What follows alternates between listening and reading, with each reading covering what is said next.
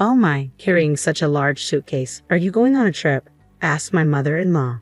"No, I'm going back to my parents' house," I replied. "What?" Her eyes widened in surprise. It seems mother-in-law couldn't quite process what I had just said. "I'm tired of the housework and the constant nagging. Please have a happy life with Connor," I continued. "What?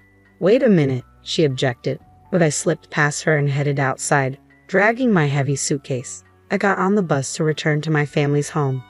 "My name is Cecilia. I married Connor 4 years ago, and now he runs a one-bedroom apartment where we live together," I reflected. "The apartment we rent is moderately high-end, costing $2,000 a month, something Connor can't afford on his own," I admitted. "The reason we can live in such a luxurious apartment is solely due to my workload and salary. I'm somewhat embarrassed to say it, but I'm an ambitious career woman working in sales for a large corporation. Working from morning till night, starting early and working late is the norm for me," I explained.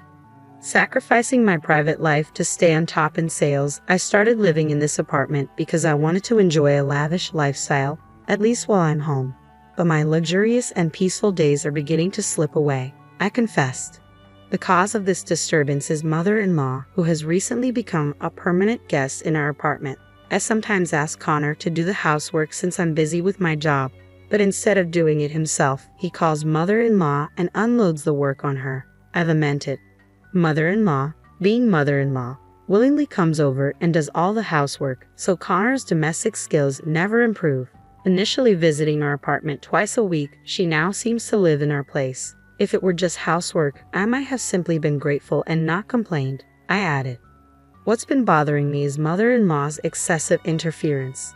Why doesn't Cecilia quit her job after all this time? I can't possibly tell her it's because Connor's earnings are insufficient, so I reply with a shallow "I'm sorry." She even adds comments like, "A good wife bears children early on," which continue to trouble me. I continued.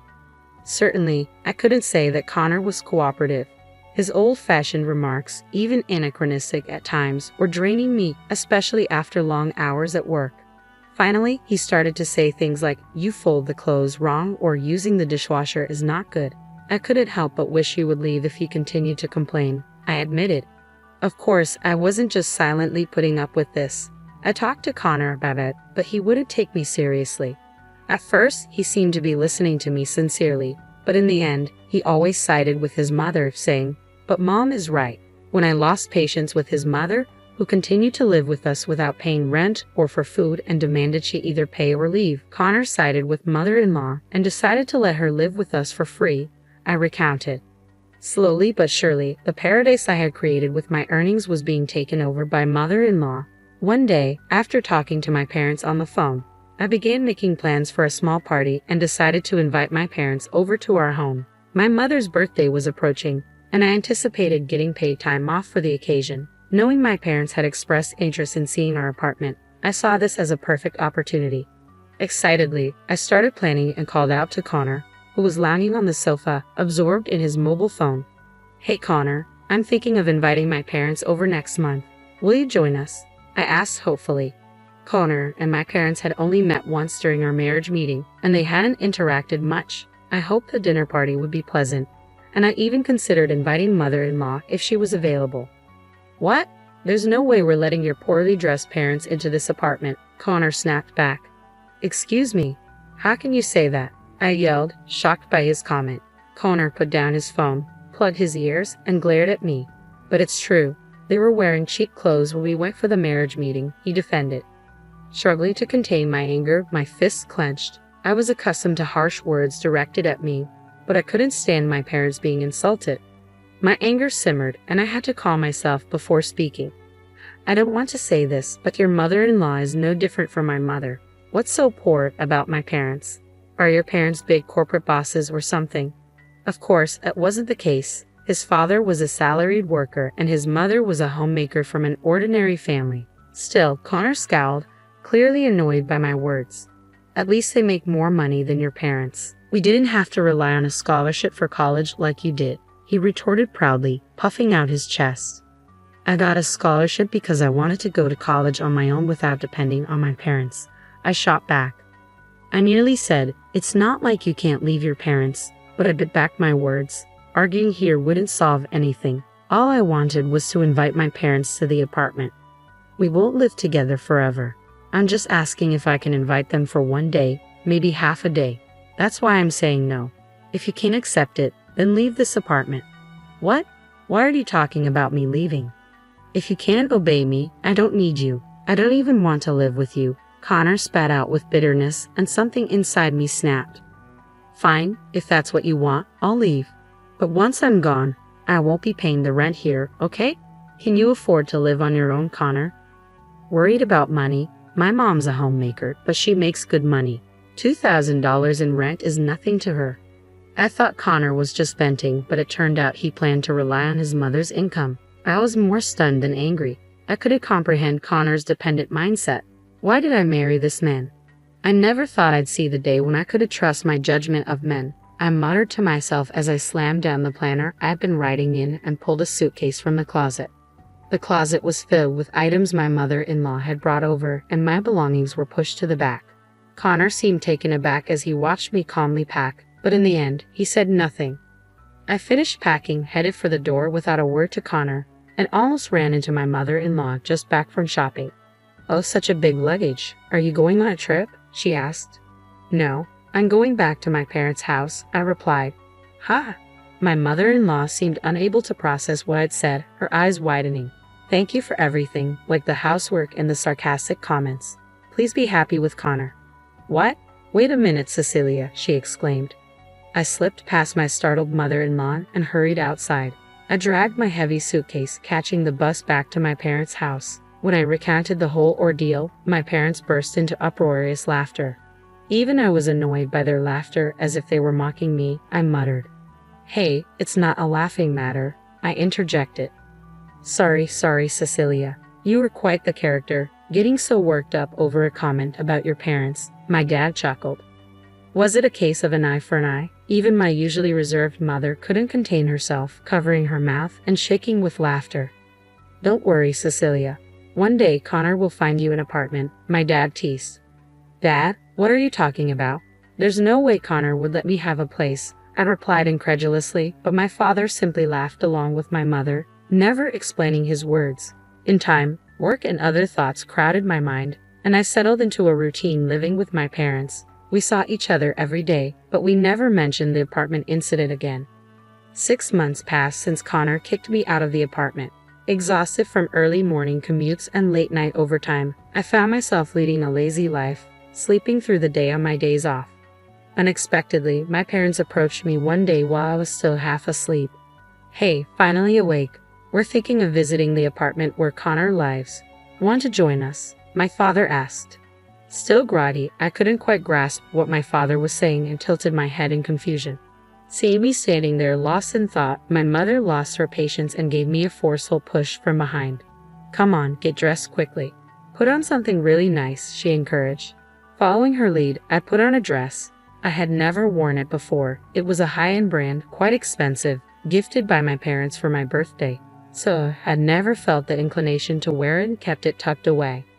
Upon closer inspection, I noticed both my mother and father were also dressed in high-end clothes they wouldn't typically wear.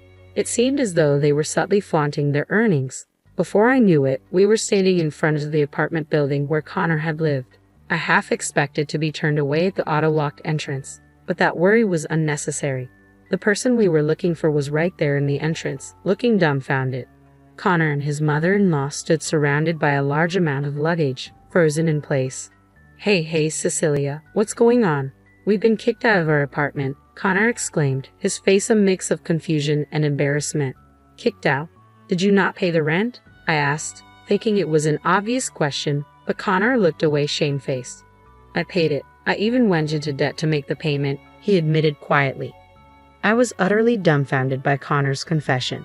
As I suspected, the claim that mother-in-law was earning money was a lie. Yet they had kept up the pretense of living in a luxury apartment, even going into debt for it. If it were me, I would have moved out long ago. "Why were you kicked out? Did you cause any trouble or something?" I pressed further, but Connor shook his head, clearly clueless. Mother-in-law, who had been silently listening, also seemed at a loss, her gaze fixed on the luggage in the entrance. The awkward silence was broken by my father's sudden laughter, echoing through the entrance. My mother, elegantly covering her mouth, joined in. "What's so funny, Dad?" I asked, puzzled. "No, I'm sorry, it's just amazing. Connor, we'll give you another room if you don't want to use this one. We can arrange for a new one," my father chuckled. "What? What are you talking about?" Connor's voice rose in confusion, mirroring mine. Mother-in-law, like me, appeared bewildered, her gaze wandering between us. "Didn't you know? This apartment has been owned by our company for the past 3 months," I explained, my voice tinged with disbelief. Mother-in-law's mouth fell open in astonishment, unable to comprehend. It was an understandable reaction. I hadn't disclosed to Connor that my father was the president of a real estate agency, and more importantly, that my mother held a similar role as president of a subsidiary within my father's company. Together, they formed a successful entrepreneurial couple. Perhaps I inherited their entrepreneurial genes, considering my exceptional talent in sales. Connor had likely misunderstood my family's financial status based on the clothes we wore during our first meeting and the fact that I attended college on a scholarship. However, that assumption was mistaken. Connor's frustration turned towards me. "Why didn't you tell me Cecilia's dad is the company's president? If I had known, I would have." "And what if you had known? Just so you know, I'm not living here on my parents' dime, unlike you, who's always relying on mother-in-law," I interrupted sharply. Surprisingly, it wasn't Connor, but my mother-in-law who quickly grasped the reality of the situation. Perhaps she assessed the hierarchy by observing my mother's high-end clothing. Suddenly, she seemed to gauge my parents' mood before speaking tentatively. I sold the house because Connor said to move here. If we're kicked out, we'll have nowhere to live." Mother-in-law glanced at my parents' stoic faces, but neither of them cracked a smile. It was unnerving even for me, their actual daughter, to see their serious demeanor. My mother softened her expression, trying to reassure mother-in-law gently. "You've been behind on rent for over 3 months, haven't you? We've sent reminders and made many calls, but received no response. We've had to proceed with eviction." I glanced at Connor, wondering if he truly was behind on rent. He quickly looked away, signaling he could only manage to pay his debts for the first 3 months. Mother-in-law appeared equally uncomfortable, visibly unsettled by my mother's scolding. "Can't you do something about it?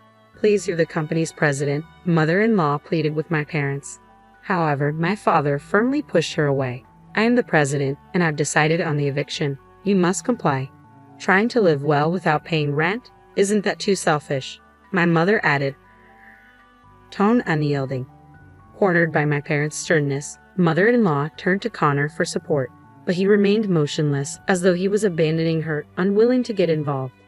Anger surged within me again at his indifferent behavior. "I've thought about it for 6 months. I can't reconcile with you, Connor. Let's get a divorce." "What? Wait, divorce?" Connor stammered, visibly flustered. I glared at Connor, my resolve firm. "I can't live with someone who insults my parents."